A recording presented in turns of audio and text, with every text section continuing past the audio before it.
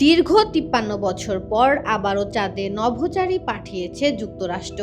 Orion নামক ক্যাপসুলে চড়ে ৪ নভোচারী ১০ দিনের এই মিশনে অংশ নিয়েছেন। বুধবার মার্কিন মহাকাশ সংস্থা নাসার আর্টেমিস ২ মিশনের কেনেডি স্পেস সেন্টার থেকে এই ঐতিহাসিক যাত্রা শুরু হয়েছে।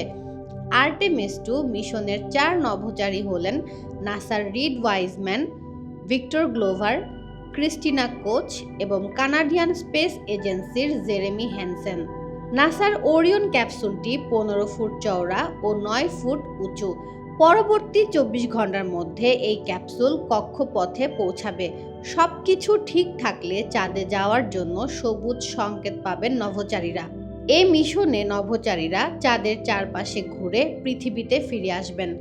এ পরীক্ষামূলক যাত্রার মূল লক্ষ্য চাঁদে নিয়মিত যাতায়াত শুরু করা। ২০২৮ সালের মধ্যে চাঁদের দুর্গম দক্ষিণ মেরুতে আবার নভোচারী পাঠানোর পরিকল্পনা রয়েছে নাসার।